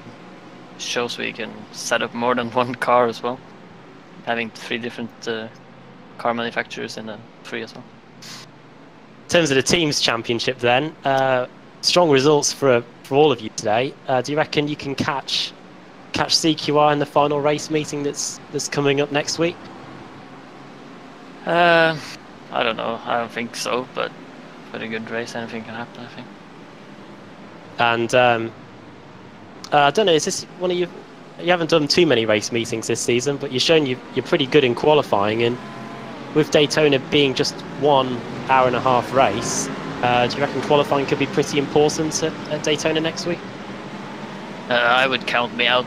The BMW at Daytona is not the best of combos, but I can see what I can do. You never know what the BOP might bring. Yeah. Another 40 kilos on all the cars might do the trick for you. Yeah. Some aero drag on the cars as well. Might need a bit of bump drafting, I don't know. Yeah, well done on tonight's intro. Before we let you go, do you want to send a quick shout out to anybody from the team, any sponsors? Yeah, well, thank the team. Thank the sponsors as well. Astor Sim Race, Cranfield Simulation, Six Sideways.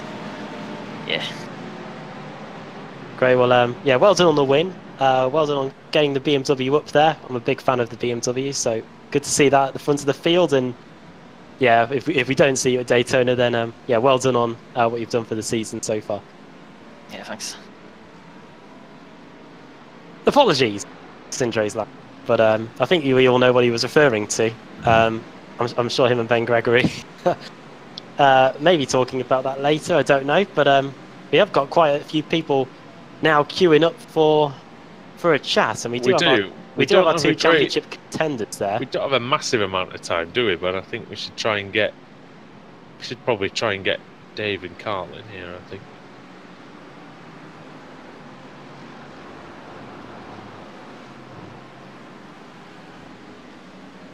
Right, well, we do have the championship contenders in the two off, should I say, in the commentary box. Carl, we'll start with you, mate. Strong performances tonight. You must be very happy with how it went. Yeah, it was a solid performance. Yeah, I can't really say more than that. It's a good performance, I guess. So the new ghost mode worked very well in the last race.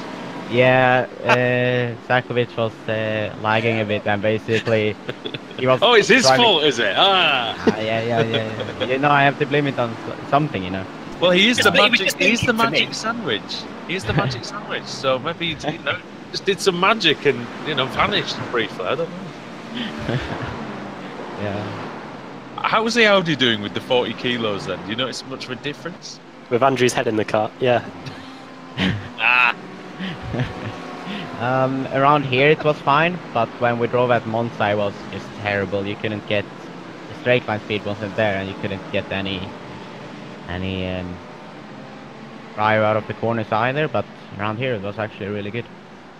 You see, I thought it might have affected it more around here, but I guess it's a nicely handling car, so I suppose it makes not a lot of difference. The move into the hairpin in the final race was really, really good. So was that something you'd planned, or did you just get there and think, oh, I'm close enough, I might as well have a go? Well, I just got there and then saw that people broke earlier, so I thought might as well try it out. And it worked really, really well. Bring Dave in for a second. Dave, how's it going? Not too bad, not too bad. Yeah, you can't compete against that, can you? About no, I mean when I got behind Magic, he was moving all around. That's internet racing for you. I was like, no, I can't make a move. Yeah, disappears for Carl. It's like, there's my luck. Well, I'll tell you what. It was going rather well that last race until you spun off. Yeah, it was, wasn't it? Don't rarely make mistakes, but yeah, I made one there and put my hands up to that. I mean, going towards, I sound like other people. Going into the final round at Daytona, then, do you expect? Because everyone raves about the top speed of the Ferrari. Is it going to make enough difference? I don't know. For you to win a race or two there, because it looks like for me the Ferrari suffers in the short to medium lane straights compared to say the Mercedes or the Audi. Yeah, that's my feeling of it. It lacks that initial punch out the corner. But if you've got a really long straight, we've got the higher top speed, but just takes us a bit of time to get there. So maybe Daytona, sort of that front stretch, sort of past the start finish line, might be our friend. Just depends what kind of run we get out of the bus stop, really. Well, with just one race to go now, it's unbelievable that we're already at the final point of the season. Carl, how's it been competing with Dave? Let's not forget Christian as well, who's still in with the shout. What's it been like all season? Because it's such a competitive league, this. Yeah, it's been very, very good the whole season. It's been very fair between all of us, I think. Very fair racing. No stupid things happening between us either. So, yeah, I think we've had a really good time, all of us. It's pretty good. And Christian joins us as well. Christian, can you hear me first of all? Yep. Hello. Hello. Not to leave you out of the conversation. Sorry about that. I feel a bit guilty now. But the final round approaches, and I guess you're going to have to go for it fully in Daytona. Yeah, let's say I've not had a few good rounds. Sort of really dropped me back a tiny bit, but as I say, what was it, 70 odd points, cover the top four. Long enduro race. It's not over till the flag drops at the end, is it? I'll keep the faith. I think that's all we can do. Dave, I'll leave it to you to deal with the sponsorship duties. Well, yeah, just the usual sort of thanking Mark down at Racehub for his continuing support with us and the series as a whole. And to all the sponsors involved with all of the teams. And as Carl said, we've had a cracking season. We've had some really good battles. I think it's worked out quite nicely, sort of how competitive it has been. I think everybody's had a load of fun. So hopefully the last meeting lives up to all the expectations of a good final. Great. Well, And will we see you at Donington on Sunday? Yes, you definitely will. Hopefully. Oh, hello. Yeah. Yeah, I shall be there. And Carl, just quickly before you go, you're spared the sponsorship stuff because Mr. Setsas was in here earlier on and he managed to get that in. So just give a shout out to whoever you like, really. Yeah, I'm gonna give a shout out to Sindre for helping me out with the setups every week now on. Yeah, he's been a big help to make me be up here. Perfect. All right, guys. Well, all the best of luck for next week and the final round of the season. And yeah, enjoy the rest of your week and the weekend, and we'll see you next time. Thank you very much, guys. Yeah, thanks, guys. Best of luck next week, Carl. Yeah, same to you. How great is it, Alex, that we've got such professionals? Really, is that the title contenders? These guys are really good, and they've navigated the waters, shall we say, that are the World GT Championship. Well, yeah, professionals. What's all this? You know, good luck, Nick. Come on, Amanda! What is this? Sindre Setsas. We don't want this, nicey. So are we going to just spend Sunday just riling Baker up so that he... Break a leg, come on, Dave, knock him off, you know. Send a moves! To try and get it. Could be exchanged, yeah, I don't know. Ah, this is gentleman racing, this is old school. Come on. Or should we Where's the keyboard warriors? Or should we just rile up Ash Sutton so he knocks Neil off? And that could be more entertaining, let's be honest. This is no, it is great. It is great to see. Actually, I'm looking forward to the final race of the season. Like I say, when they've been together on track, they've had some good racing. So, thing is, right, Adam, he gives it the big one about, oh, go on, we don't want that nicey. If it was him, he'd be like the first one to congratulate his opponent. So. Well, there you go. Yeah, that publicly, but you know what I mean. In the team chat, I'll be like, I'll be going for it. Be using the Sindre Setsas exactly, and the rest, and the rest, exactly. Be calling everyone a canut, probably. But, anyway, on that one, I'll leave it to you, Adam, before I get fired again. Well, on that somewhat interesting bombshell, we'll be back in just under 3 hours, 2.75 hours for the first race meeting of the season in the Ritmatech Sports Car Series. Up late with us here on Apex Racing TV, an hour and a half endurance race, I believe is in the offing anyway. So make sure you join us for that. 1:15 a.m. BST. That's 2:15 Central European time. God help you if you're over there, because that is one late one, but it's not to be missed. We've got Mike Dam, the defending Mustang champion, now racing in a Mazda. And that's worth a watch, isn't it? So join us for that. But for now, that is it from here at Suzuka. And what an evening it's been. We've had wins for BMW, we've had wins for Ferrari, and we've had wins for Mercedes as well. Audi couldn't get a look in today, but I'm sure they'll be back at Daytona, where Carl Janssen and Dave Baker will be slugging it out, hopefully, in Alex's case, for the World GT Championship. Thanks to the boys. We'll see you later on. Good night.